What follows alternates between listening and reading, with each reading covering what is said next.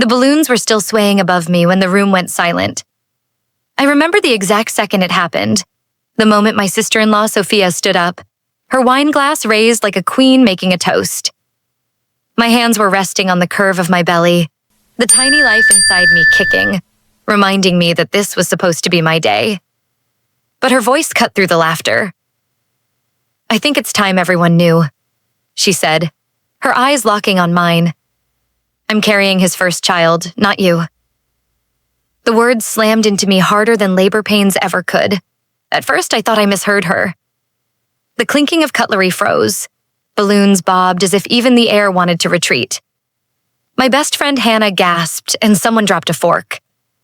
I looked to Daniel, my husband, my anchor. He sat pale, eyes wide, lips pressed together. But he didn't move. He didn't speak. He didn't deny it. My world tilted. I stood there, surrounded by pink and blue decorations, smiling faces twisted into shock. This was the moment everyone would remember. Not the carefully chosen cake, not the silly baby games, not the joy I'd been dreaming of. Just this. My sister-in-law stabbing me in the heart in front of everyone I loved. "Sophia," I whispered, my voice shaking. "What are you saying?" She smirked. "Oh, come on, Emily. Don't act so surprised. You didn't think he only wanted you, did you?" Gasps rippled through the room. My mother-in-law Margaret quickly rose, her hand resting on Sophia's shoulder like she'd been waiting for this. "It's time the truth came out," Margaret said coldly. "You've had us all fooled for long enough." The decorations blurred through my tears. I wanted to scream, to deny it, to laugh at the insanity. But Daniel's silence, his refusal to defend me, that was the knife twisting deeper. I stumbled back against the table, my hand brushing against an unopened envelope tucked under a plate. I barely noticed it then, but later I would remember it. The handwriting on the front. The way Margaret's eyes flickered toward it before I picked it up. At that moment, though, I could only hear my own heartbeat thundering in my ears. The guests began whispering, some staring at me with pity, others with hunger for more drama. Hannah reached for my hand, but I pulled away. I couldn't bear their sympathy. I wanted truth. I wanted Daniel to stand up, to say something. Anything. "Daniel," I croaked. "Tell me she's lying." He lowered his head, said nothing. The silence was louder than Sophia's words. My knees weakened, my chest tightened, and I felt like the air had been sucked out of the room.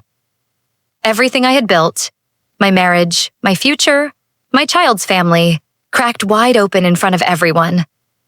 And then Sophia added the words that would haunt me forever. "Face it, Emily. You're not the first. You never were." The room erupted in murmurs, but I couldn't hear them anymore.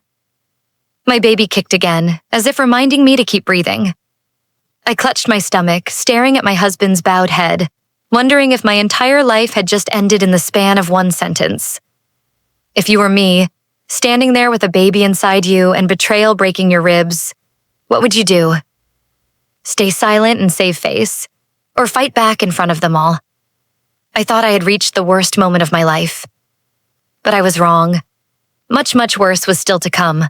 The baby shower ended not with laughter, not with gifts or hugs, but with chairs scraping back and whispers cutting me deeper than any knife. No one knew where to look. Some at me, some at Sophia, most at Daniel. And Daniel? He just sat there, staring at the floor. I waited for him to speak, to shout, to laugh it off as one of Sophia's cruel games, but his lips stayed sealed. "Daniel," I said, forcing my voice steady, though I could feel it trembling like thin glass about to shatter. "Say something." He looked up finally. His eyes were wet, but his words never came. He opened his mouth, closed it again, then pressed his hands against his temples like the weight of the room was crushing him. Sophia smirked, victorious. Margaret squeezed her shoulder, whispering something only she could hear. And in that silence, something broke inside me. I grabbed my coat, ignoring the gasps and murmurs, ignoring Hannah's pleading eyes. I walked out with my head high, or at least pretending it was. But as soon as the door closed behind me, the tears I had been holding back tore through me like a storm. At home, the crib stood in the corner. White wood, soft blankets, a tiny mobile of stars above it. I had set it up just 2 days earlier, humming to myself about the life Daniel and I were about to begin. Now it stared back at me like a cruel joke. The silence was unbearable. My phone buzzed nonstop. Missed calls, texts, whispers disguised as concern. Are you okay? Did you know? What now? None from Daniel. Finally, at 11 p.m., the door creaked open. His footsteps were heavy, dragging like he was already walking in chains. Emily, he started softly.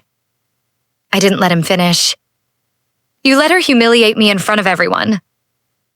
You didn't defend me. You didn't say one word. He rubbed his face, eyes bloodshot. I didn't know what to say. Then say the truth, I snapped. Is it true? Did you betray me with your own sister? The word sister burned my tongue, but it had to be said. He winced.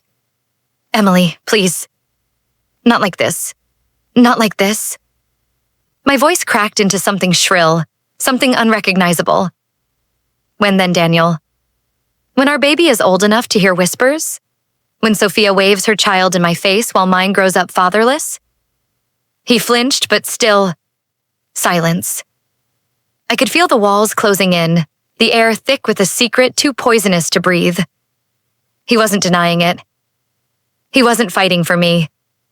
And then, from the doorway, another voice cut in like ice. Margaret, my mother-in-law. You should stop asking questions you don't want the answers to, she said calmly, stepping inside without knocking like she owned the place. Sophia was brave tonight. You should learn from her. I froze, my hand clutching my belly. Brave? Brave?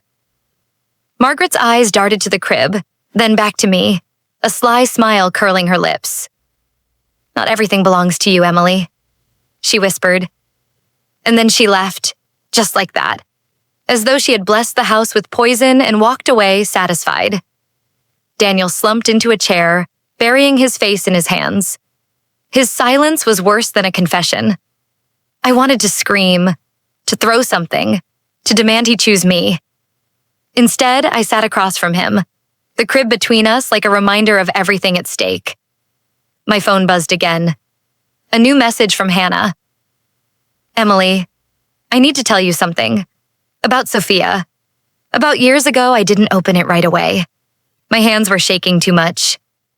If you were in my place, would you keep demanding the truth from Daniel? Or turn to Hannah, the one person who might hold the missing piece of this nightmare? Because I was about to find out that Sophia's betrayal didn't start tonight. It started long before I ever became Daniel's wife. The crib was supposed to be a promise. Every time I looked at it, I imagined soft giggles, midnight feedings, tiny fingers clutching mine. But after the baby shower disaster, after Sophia's smug announcement, it felt hollow. Like a coffin for the future I thought I had. I couldn't sleep. Daniel had taken the couch. Or maybe he'd just wanted to avoid me. I lay awake, the ceiling fan spinning above me. Every creak of the house reminding me that this wasn't home anymore. It was a stage, and I had been cast as the fool. Around 3 a.m., I rose and drifted toward the nursery. The faint glow of the nightlight gave the room a dreamlike haze. The mobile above the crib swayed gently, little stars and moons circling endlessly as if mocking me. And then I saw it. Something glinting between the crib slats. I reached down, pulling it out with trembling fingers. A bracelet. Silver, delicate, engraved with the initials S.M. Sophia Marie. I froze. The memory hit me instantly. Weeks ago, she had insisted on helping set up the nursery while I rested. She'd smiled, saying, "Think of me as your sister." Sister. How that word burned now. I held the bracelet in my palm, the metal still warm from the heat of my anger. Had she been here with Daniel? Had she touched the crib before me? Claimed my child's space before I even got to breathe it in? I pressed the bracelet into my hand so hard it left a mark. Behind me, the floor creaked. Emily? It was Daniel, his voice hoarse. I spun around. Why was Sophia in here? I demanded, holding up the bracelet. His eyes widened. For a moment, I thought he would lie. Then his shoulders slumped. She just wanted to help. Help? My laugh was bitter. By planting her jewelry under my baby's crib? By humiliating me in front of the entire family? He ran a hand through his hair, pacing like a trapped animal. I don't know how it got there. Maybe she dropped it. Maybe... Stop. I cut him off. You're defending her again. You always defend her. The silence that followed was louder than any denial. He wasn't defending me. He hadn't been for a long time. Later, I sat in the kitchen staring at the bracelet. Hannah's message glowed on my phone screen. I should have told you before. Sophia did something in college. Something to you. I hesitated. My heart pounded. Finally, I typed back. What do you mean? Her reply came fast. Let's meet tomorrow. It's not something I can write. I set the phone down, my stomach churning. My baby kicked again, a reminder of innocence in the middle of all this rot. I pressed my hand against my belly. I'll protect you, I whispered. Even if I have to protect you from your own father's family. But the truth was, I didn't feel strong. I felt small, powerless, humiliated. The bracelet glinted again under the kitchen light, almost daring me to wear it, to let it remind me of who I was up against. Sophia wasn't just a rival. She was a shadow that had been haunting me long before this pregnancy. And tomorrow I would find out just how deep her betrayal really went. The next morning, I didn't bother with makeup. What was the point of hiding the dark circles when my whole life was unraveling? I met Hannah at the little cafe on Maple Street, the same place we used to cram for exams years ago. Now, instead of textbooks, I brought a storm inside me. She was already there, 2 coffees on the table, her hands folded tightly. The way she looked at me, pity and guilt mixed together, told me she hadn't slept either. Hannah, I said, sliding into the chair across from her. What did you mean? What did Sophia do in college? She exhaled, her shoulders sinking. Emily, I should have told you years ago. I thought it didn't matter anymore, but after last night... Her voice faltered. You need to know. I gripped my cup. Tell me. Hannah stared into her coffee like it held the past. Remember James? The boyfriend you thought just drifted away junior year? My heart clenched. James, my first real love. The boy who promised me forever and then disappeared without explanation. He didn't drift, Hannah said. Sophia pushed him. I frowned. What do you mean? She wrote him emails pretending to be you. Ugly things. Saying you cheated, that you were only using him to make Daniel jealous. She even sent him photos. Photos? My voice cracked. Hannah nodded miserably. Edited ones. She made it look like you were with someone else. James believed it. He stopped answering your calls because he thought you'd betrayed him first. The cafe noise dimmed around me. My pulse pounded in my ears. She hated how everyone liked you. Hannah continued softly. How teachers praised you. How Daniel followed you around like a shadow. She told me once. Emily takes everything that should have been mine. The words landed like shards of glass in my chest. Why didn't you tell me? I whispered. Hannah's eyes filled with tears. Because James left, and then you met Daniel, and you were happy. I didn't want to ruin it. I thought it was over. But it wasn't, Emily. She's been at this for years. Last night was just the loudest attack. I leaned back, the chair groaning under the weight of memories. Sophia had always smiled sweetly, always hugged me a little too tightly, always called me sister. But behind those smiles, she'd been sharpening her knives since the beginning. "Emily," Hannah said gently, "this isn't just about Daniel. It never was. Sophia wants to erase you. From love, from family, from everything." The coffee in my hands went cold. That night, I sat in the nursery again, the bracelet still on the dresser like a taunt. Hannah's words echoed in my head. Sophia's jealousy wasn't new. It was ancient, and I had been blind. Daniel came in quietly, his shirt wrinkled, his face drawn. "We need to talk," he said. I looked at him. "About what?" "Which betrayal? The baby you supposedly gave your sister? Or the way you let her humiliate me in front of everyone?" He winced. "Emily, please. I never wanted this. Then why didn't you stop it?" My voice was sharp. He sank into the rocking chair, running his hands through his hair. Because my mother wanted it." The words froze me. "What?" Daniel's voice dropped. "She told me months ago. Sophia should be the one to carry the family's first heir. That it would secure everything secure." The word rattled me. "What do you mean, secure?"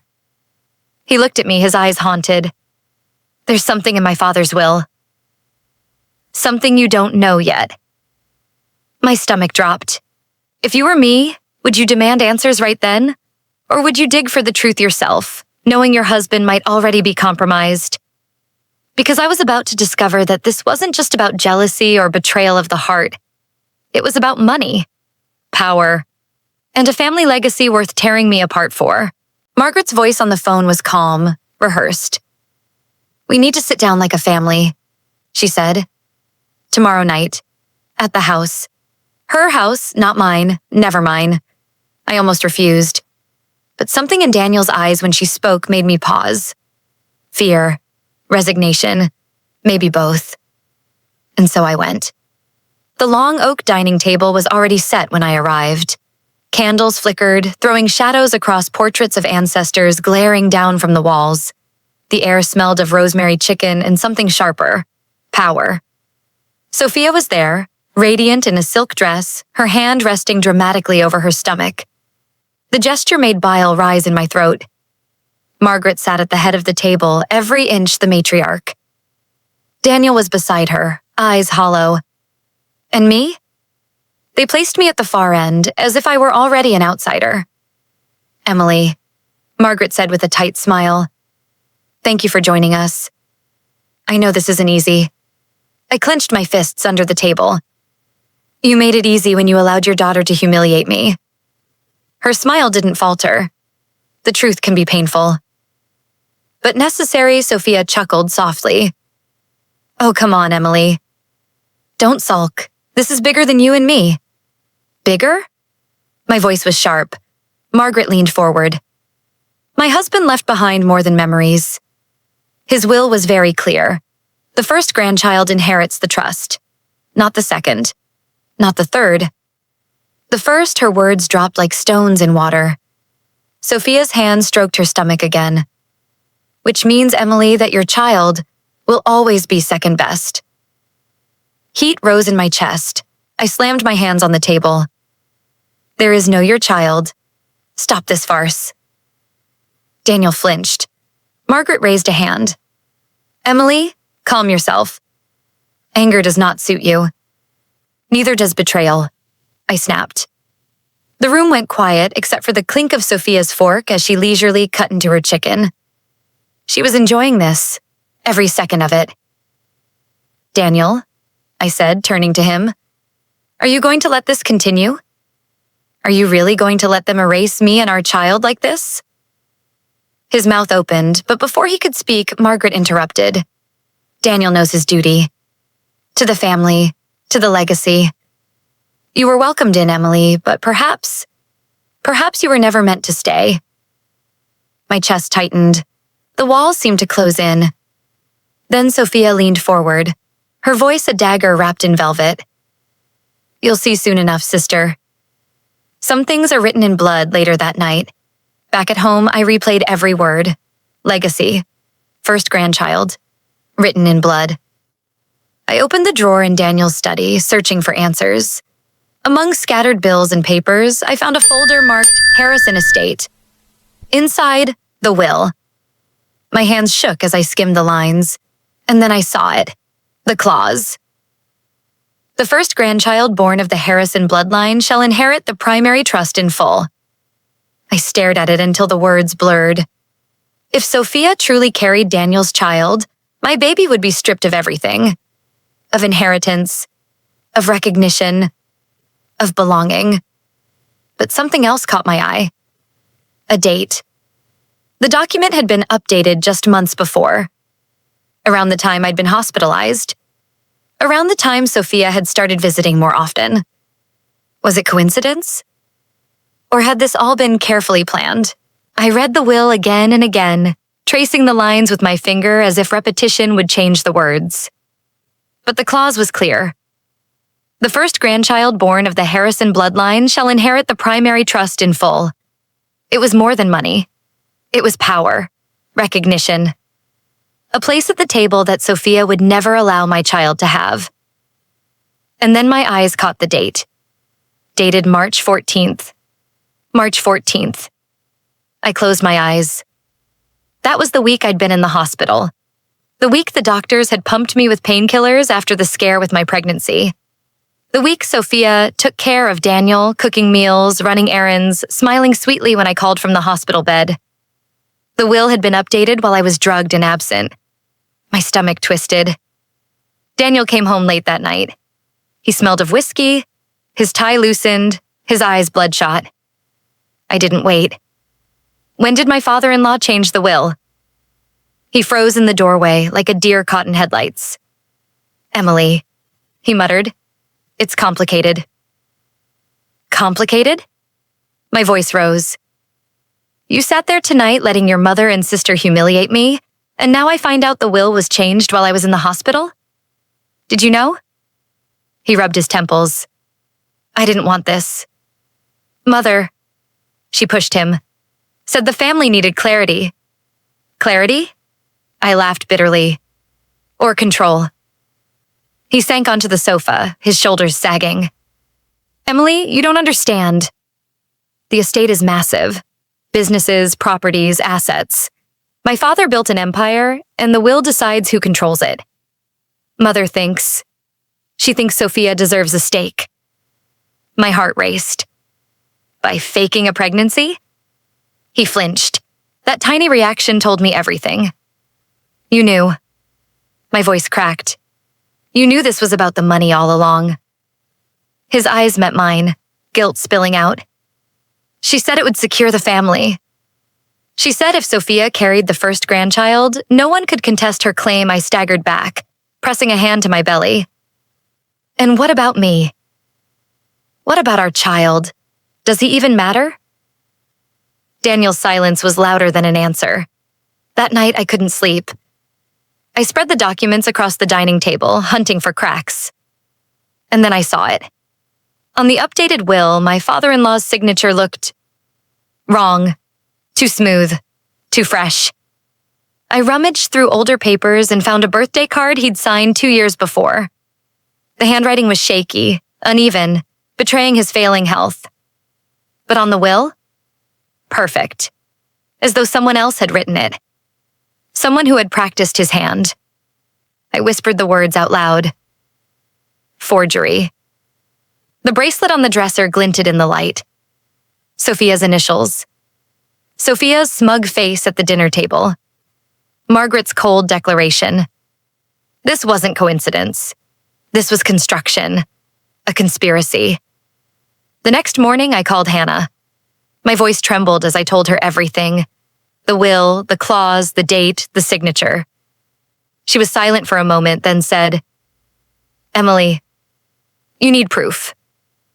Solid proof. If they forged legal documents, this is bigger than family drama. This is crime.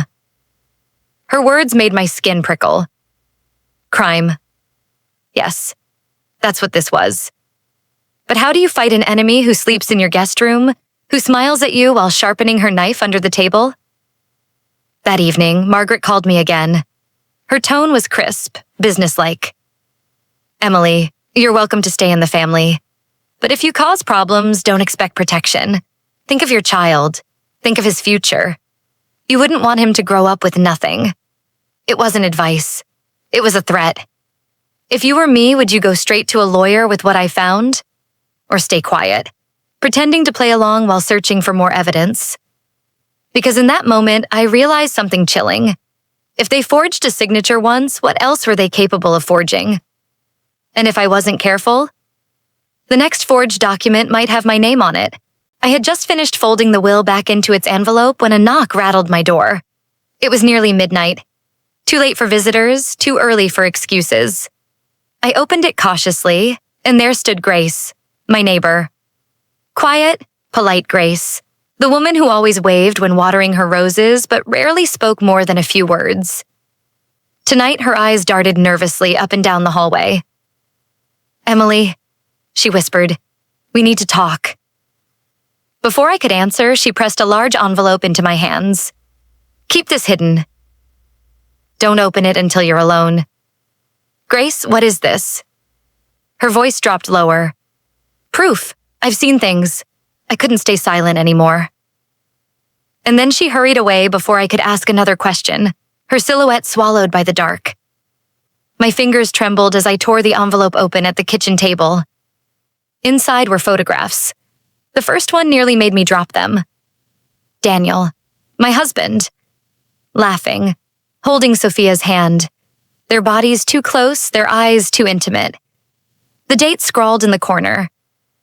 February, when I had been in the hospital. I flipped to the next. Them leaving a restaurant. Daniel opening the car door for her, the way he used to for me. Another date. March. The month the will had been updated. My stomach lurched, but the third photo chilled me to the bone. It wasn't Daniel and Sophia this time. It was Margaret, sitting in her car, handing Sophia a white envelope stuffed with cash.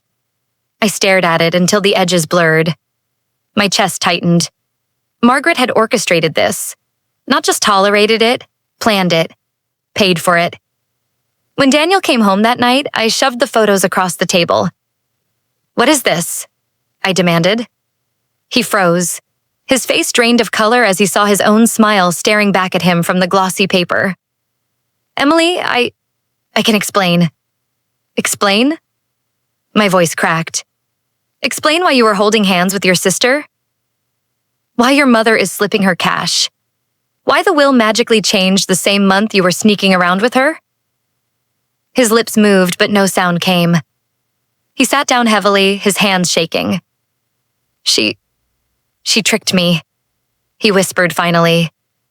"When you were in the hospital, she said you might not make it. That she'd take care of me. I was weak, Emily. I'm not proud of it.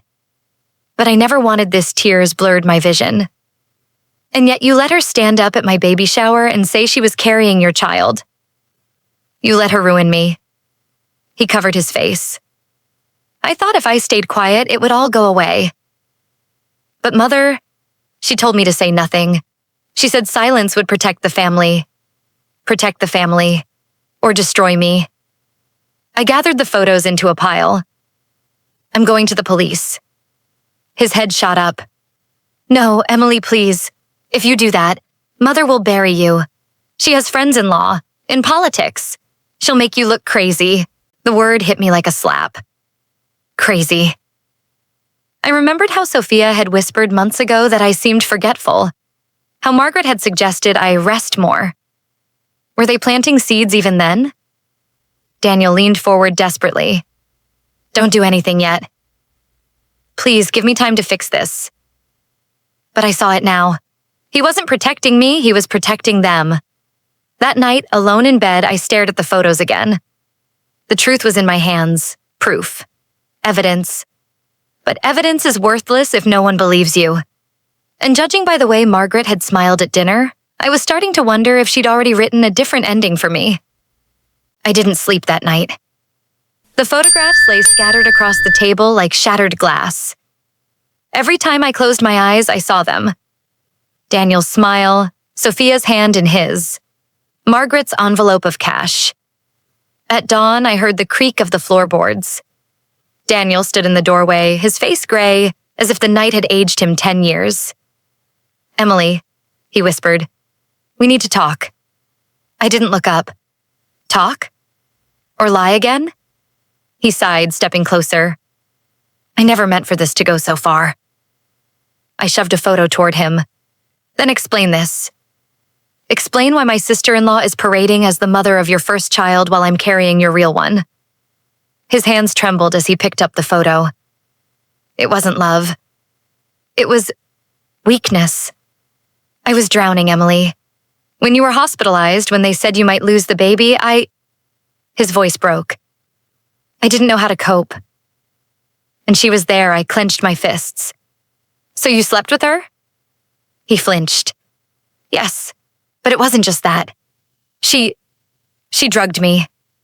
The words hit me like cold water. "Drugged?" He nodded miserably. "She'd bring me tea, wine, meals. I thought I was just exhausted, but I'd black out sometimes. I'd wake up in her apartment, not remembering how I got there." I stared at him.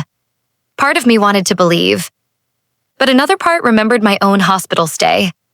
The pills that left me groggy, the fog that clung for days.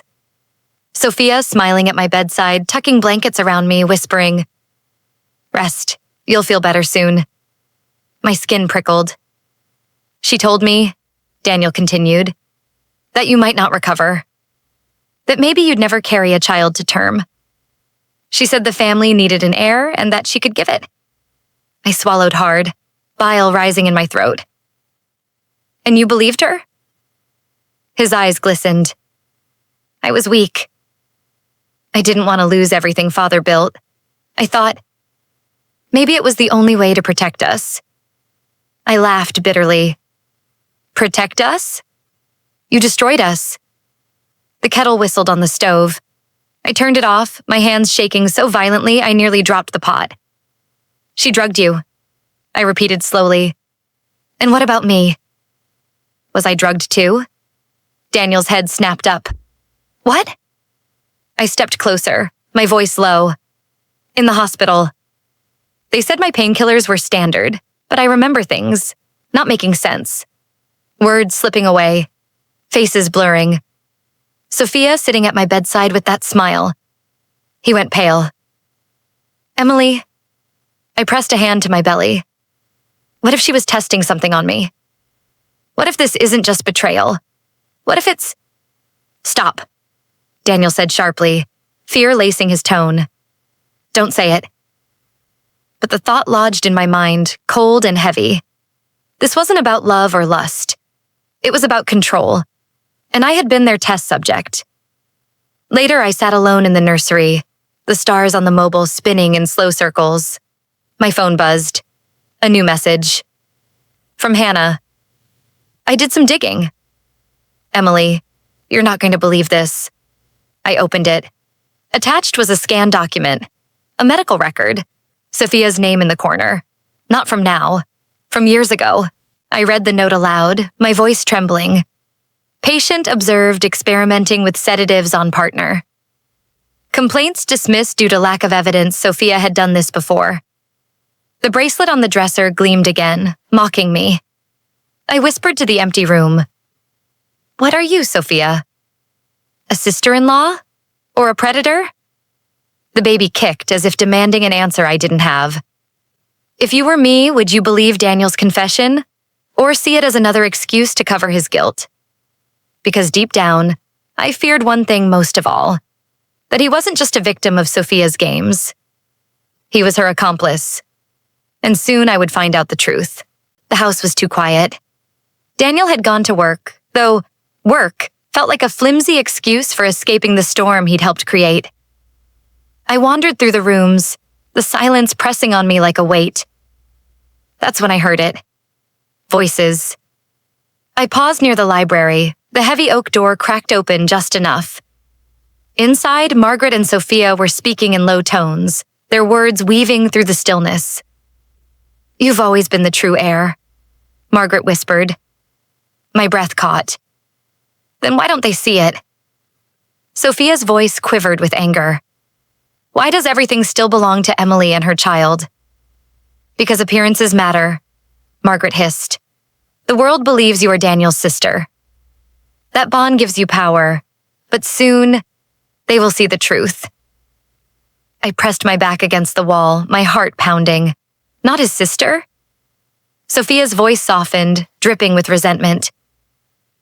You should have told him long ago. He wouldn't have understood, Margaret said sharply.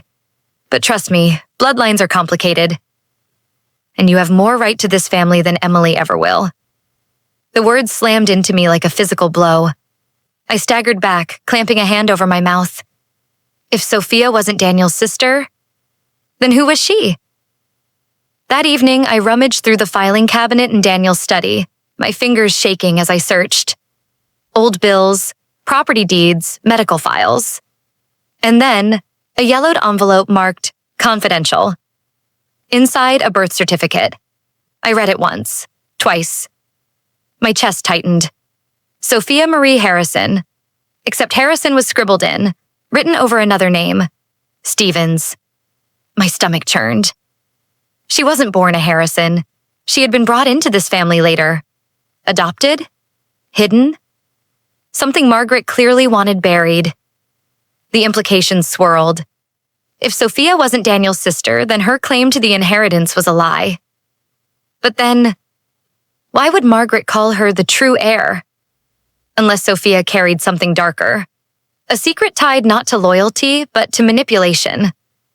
That night, I confronted Daniel. Who is she? I demanded, slamming the birth certificate onto the table. He blinked, confused. What are you talking about? She's not your sister. Look at it. He picked it up, his face paling as his eyes scanned the paper.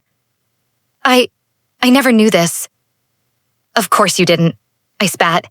Your mother made sure of it. But she knew. She always knew. And now she's using it to destroy me. To destroy us. Daniel sank into a chair, his hands trembling. If she's not my sister, then... His voice trailed off. Then what? I pressed.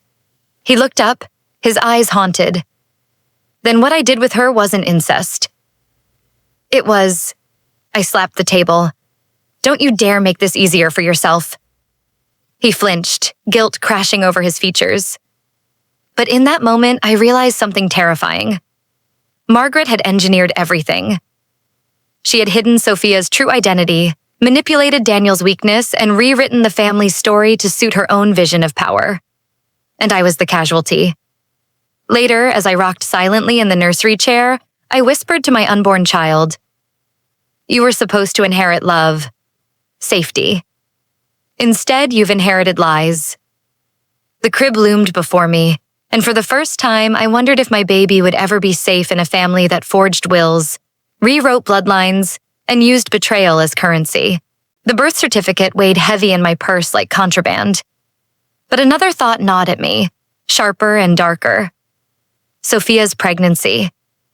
If she wasn't Daniel's sister, if her identity was already a lie, what proof did I have that she was even pregnant? The answer came one morning when I saw her at the pharmacy. She stood at the counter, chatting loudly, basking in the curious looks. She placed a hand on her stomach, glowing like an actress in the spotlight. But when the pharmacist handed her a paper bag, something caught my eye. Not prenatal vitamins, not supplements, pills for nausea, the kind given to chemotherapy patients. I froze. My chest tightened. I followed her out, my heart racing. She slipped the bag into her designer purse, then adjusted her sunglasses, smiling smugly as if she owned the street. I ducked behind a lamppost, my breath shallow. That's when the plan hit me. That evening, while Daniel was out, I called in a favor from Hannah. She worked at a clinic, one with quiet corners and discreet files. I need a test, I whispered over the phone. Blood, DNA, anything to confirm if Sophia's really pregnant. There was a pause. Emily, that's dangerous. If they find out, they've already taken everything from me. I snapped. I won't let them take my child's future too. Silence. Then Hannah sighed, Bring me something.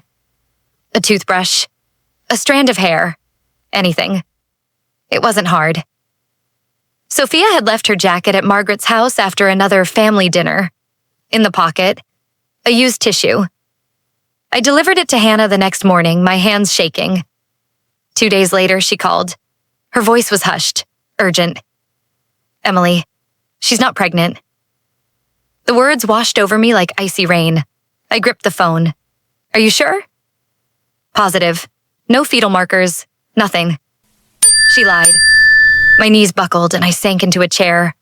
Relief and fury tangled inside me, choking me. She's been playing us, I whispered. But Hannah's voice grew darker. It's not just that. The blood sample showed something else. Elevated sedative levels, strong ones. My mind flashed back. My hospital stay, the fog in my head, the pills Sophia helpfully offered Daniel when he couldn't sleep. This wasn't just a lie. It was a pattern. That evening, I confronted Daniel. She's not pregnant. I tossed the report onto the table. He looked at it, then at me. His face turned white. Emily, what have you done? What have I done? She's the liar. She's been poisoning us with drugs, forging wills, stealing our future. He buried his face in his hands. Mother said, she told me, Emily, you don't understand.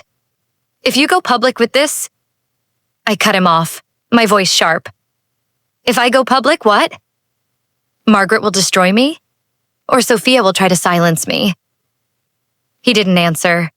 His silence was confirmation enough. Later that night, I sat in the nursery, the report in one hand, the bracelet in the other. The stars above the crib spun lazily. If Sophia could fake a pregnancy, she could fake anything. And with Margaret backing her, the world would believe it. But I had proof now. Proof of lies. Proof of drugs. And I had to decide. Expose them now and risk everything. Or wait for the perfect moment to bring their empire crashing down. The lie about the pregnancy should have been enough. Enough to end their charade. Enough to give me leverage. But betrayal has a way of multiplying, and Margaret and Sophia weren't done yet. I found out by accident. Daniel had left his laptop open on the dining table. He never did that. Curiosity tugged at me and fear whispered louder. I moved the cursor, the screen glowing to life. A bank portal. Numbers danced across the screen. Transfers, large ones, 50,000. 75, 100,000. All moved into an account under the name S.M. Harrison, Sophia Marie. My chest constricted. I scrolled faster, my hands shaking. The dates lined up perfectly. Hospital stay, will update, baby shower. Every betrayal matched a withdrawal. I whispered into the empty room. They've been paying her. When Daniel came home that evening, I was waiting. The laptop sat open between us. What is this? My voice was cold, sharper than the knife I had imagined plunging into the table. He froze. Emily, please. Don't say please. Explain. Why is money disappearing into Sophia's account?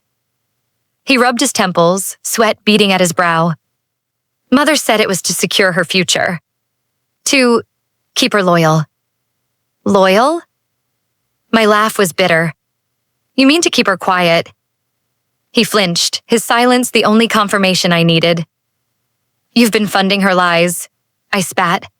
Funding my humiliation. While I sit here preparing for a child, you've been handing over everything to the woman destroying me. His voice cracked. I didn't know how to stop it. You didn't want to stop it. That night, I called Grace. My neighbor's voice was steady but urgent. Emily, I've seen Sophia do this before, she said. My breath hitched. What do you mean before? Another man. Years ago. She lived 2 houses down from me before she moved in with Margaret. Same pattern. She played caretaker, whispered poison into the wife's ear, drained the man's accounts. When it was over, she vanished. The wife ended up in a psychiatric ward. The blood drained from my face. Are you saying? I'm saying you're not her first victim. And if you're not careful, you won't be her last. I paced the nursery that night, my mind racing. The bank records, the forged will, the fake pregnancy, the whispers about my mental state. It was a design, a trap laid piece by piece. And I was standing in the center of it, my unborn child cradled inside me, while they closed in. I sat by the crib, whispering to the baby within me. They can take money, they can take names, but they won't take you. But even as I said it, doubt gnawed at me. Because I was learning fast. When family decides you don't belong, they'll rewrite the rules until you disappear. If you were me, would you go public with the financial proof now? Or keep silent, gathering more, knowing that waiting might also mean losing everything? Because one truth burned in my chest that night. This wasn't just betrayal anymore. It was theft. It was entrapment. And it was war. It was Margaret's idea to host another family gathering. She called it a celebration dinner for the Harrison legacy. To me, it sounded like a funeral march. Mine. But this time, I didn't come empty-handed. The forged will, the DNA test, the bank transfers, all tucked into a manila folder clutched tight against my chest. The dining hall shimmered with chandeliers, laughter echoing off polished marble floors. Margaret sat at the head like a queen on her throne, Sophia at her side, her hand resting dramatically on her stomach as though her phantom child kicked beneath her palm. Daniel sat stiff, silent. I walked in, my heels clicking against the floor. Every head turned. For once, I welcomed their stares. Margaret's smile was cool. Emily, you decided to join us. I dropped the folder on the table with a sharp thud. Yes, and I decided to bring the truth. The room fell silent. I pulled out the DNA test first, holding it high. Sophia is not pregnant. She never was. This entire charade, lies, every word gasps rippled through the guests. Eyes darted from me to Sophia, who merely smirked, leaning back in her chair. That's ridiculous, she said smoothly. Emily's jealous. She forged that paper herself, I froze. She had spun it before I could breathe. Margaret clasped her hands. Emily, really? To forge medical records? To stoop this low?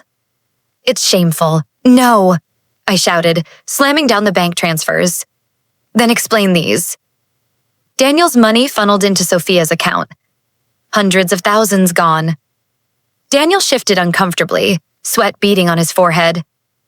Sophia's laugh was light, mocking. Poor Emily. You don't understand family business. Daniel supported me because he loves me, because he knows where true loyalty lies. The words sliced through me. Gasps turned into whispers. Heads shook. I was no longer the victim.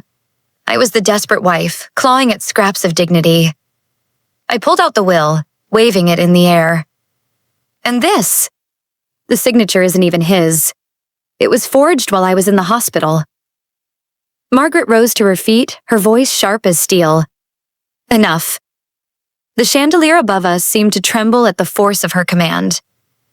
Emily, she continued, you've embarrassed yourself enough. The stress of pregnancy has clearly clouded your mind. We all know how fragile you've been since your hospital stay. Perhaps... Her eyes flicked to Daniel. Perhaps you need help. The words landed like a verdict. Gasps turned into nods.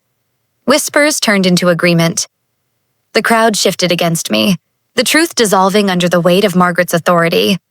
I looked at Daniel, praying for him to stand, to fight, to say something, anything. But he lowered his head. Silent.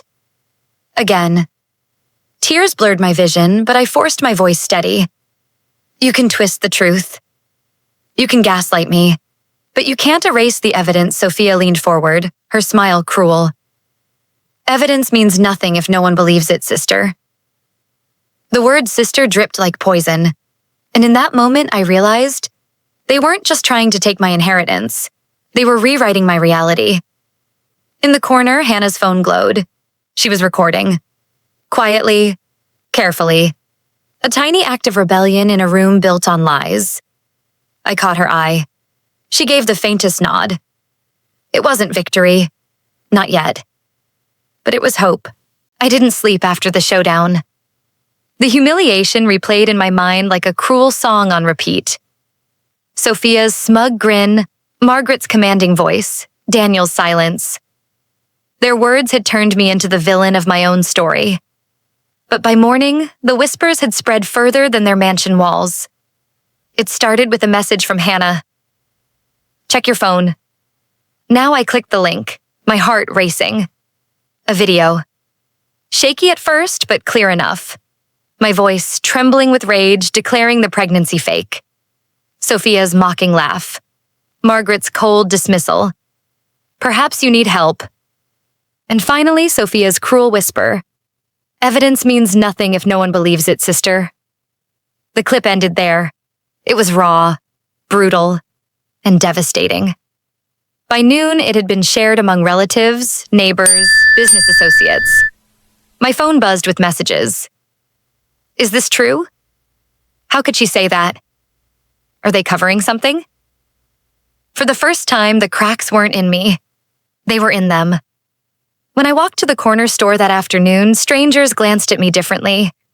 Not with pity, but curiosity. Suspicion. One woman even touched my arm gently.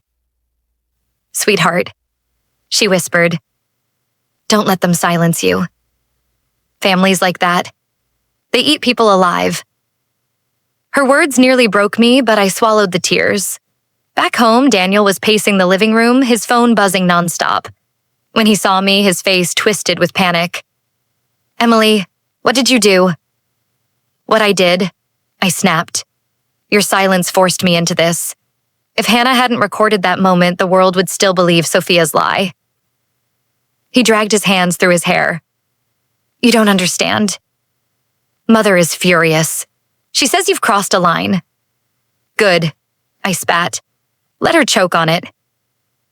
But then he whispered words that chilled me more than Sophia's smirk ever could. She said, she'll take the baby from you if you keep this up. My heart stopped. She can't, I breathed. His voice broke. She has doctors, lawyers, judges in her pocket. If she paints you as unstable? He trailed off, his eyes full of regret. The trap was tightening again. That evening, Grace knocked on my door. She looked pale, clutching her coat around her. Emily, she whispered. Margaret's been talking to people. Important people. She's building a case to declare you unfit. I heard it myself. I sank into a chair, my pulse hammering. How long do I have? Grace's eyes were grave. Not long. But that video? It bought you time. People are asking questions now. They don't fully believe Margaret's story anymore. I held my belly, whispering to my unborn child, we have to survive this. Somehow that night, Hannah came over, her eyes fierce. We can't stop now, she said. We need more proof. Financial, medical, anything that shows Sophia and Margaret are lying. I hesitated. If we push too far, they'll strike harder. She leaned closer, her voice low. They already have, Emily. You just don't know it yet. Her words echoed long after she left. At midnight, my phone buzzed with an unknown number, a text message. Stop digging or you'll lose more than your marriage. My hands shook as I read it. No name, no signature, just a threat dripping with certainty. I stared out the window, into the night, wondering how far they would go. And then I remembered Margaret's words at the dinner table. Think of your child. You wouldn't want him to grow up with nothing. It wasn't a warning. It was a promise. The video had given me hope. A fragile, flickering hope that truth might finally pierce their lies. But hope can be dangerous. It makes you believe you can win. I met with a lawyer the next morning. I laid the folder on his polished desk.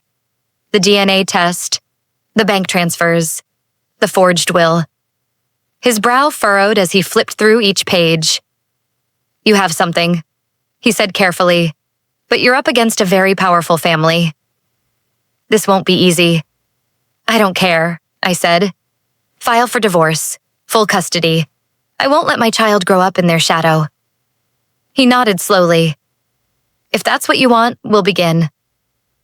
For the first time in weeks, I felt steady, strong, like maybe I wasn't trapped anymore. But power doesn't slip away quietly. 2 days later, I arrived at court with Hannah by my side. I clutched my folder like a lifeline. Daniel sat across the aisle, pale and hollow. Sophia lounged behind him, smirking, her baby bump conveniently concealed by a flowing dress. Margaret sat tall, her eyes cold steel. My lawyer spoke first, laying out the evidence. He presented the DNA test, the transfers, the inconsistencies in the will. For a moment, I saw the judge's brows knit, doubt flashing across his face. Then Margaret's attorney rose, smooth, confident, a shark in a suit. Your Honor, he began, what Mrs. Harrison fails to disclose is her own instability. We have medical records documenting her confusion, memory lapses, erratic behavior during her pregnancy. We have testimonies from caregivers. He held up a file. A psychiatric evaluation recommending monitoring. The room spun. What? I whispered. He laid the papers before the judge, my name scrawled across them. Notes I had never seen, diagnoses I had never been given, words like paranoia, delusional, unfit. I shook my head violently. That's not true. Those are forged. Margaret leaned forward, her lips curving into the faintest smile. The judge glanced at me with measured pity. Mrs. Harrison, please control yourself. No. My voice cracked. This is a lie. They fabricated everything. Daniel wouldn't meet my eyes. His silence screamed louder than any accusation. The gavel struck. Custody remained undecided, but the damage was done. My evidence looked tainted. My credibility shattered. Outside the courthouse, Hannah gripped my shoulders. Emily, listen to me. They forged those records. We'll prove it I could barely breathe. They're going to take my baby, Hannah. They're going to bury me alive. Tears streamed down her face. Then we fight harder. But inside me, something broke. I had tried to strike back, tried to expose them, and instead, my revenge had snapped shut like a bear trap on my own leg. That night, I sat in the nursery, the mobile spinning lazily above the crib. The bracelet still lay on the dresser, glinting in the dim light. I picked it up, clutching it in my fist until the edges dug into my skin. They had forged the will. They had forged the pregnancy. And now, they had forged my mind. And the world believed them. If you were me, would you keep clawing at the walls, risking everything? Or would you surrender, hoping silence might save the only thing left? The child still kicking inside me? Because in that moment, I realized something bitterly true. Revenge doesn't always free you. Sometimes it chains you tighter. And Margaret held the keys. The courthouse echo still rings in my ears. Margaret's smile. Sophia's smirk. Daniel's silence. All of it carved into me like names on a gravestone. I walk slower now, my hand always pressed against my belly. Not because of weakness, but because it's the only place I still feel strong. My baby is still here. Still mine. Still untouched by their poison. For now. I sit in the nursery at night, rocking in the chair. The room feels less like a haven and more like a waiting room before a storm. Every creak of the floorboards makes me flinch, imagining lawyers at the door, court orders in hand. I whisper to the child inside me. They can take everything else. The house, the money, even your father's name. But they will never take you from me. Not while I breathe. And yet, fear gnaws at me. What if my breath isn't enough? What if Margaret's power stretches further than my will? Yesterday, I passed Margaret in town. She didn't speak. She didn't need to. Her eyes said it all. I've already won. Sophia stood beside her, feigning a hand on her flat stomach. The crowd around them smiled, congratulated, celebrated. The lie still lived, even after the truth had been spoken.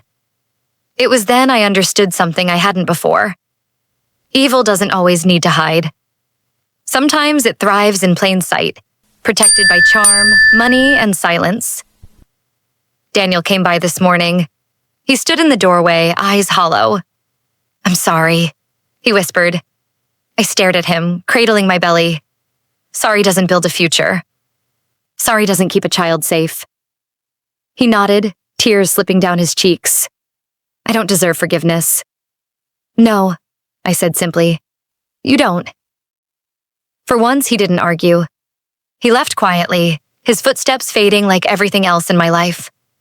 So here I am, alone, betrayed, humiliated, and yet not broken, because within me still beats a tiny heart. A heart that doesn't yet know the cruelty of the world it will enter. A heart that might, just might, give me the courage to face Margaret again. I don't know what will happen when this child arrives. Will I lose them to the machine Margaret controls? Or will I find strength I never knew I had? I only know this. The war isn't over. It's only paused, waiting for the day my child takes their first breath. And on that day, I'll be ready. Ready to fight with everything left in me. If you've stayed until the end, maybe your heart has felt something too. Leave a comment, hit like, and subscribe if you'd like to keep sharing these journeys with me. Because this story may end here, but my battle has only begun.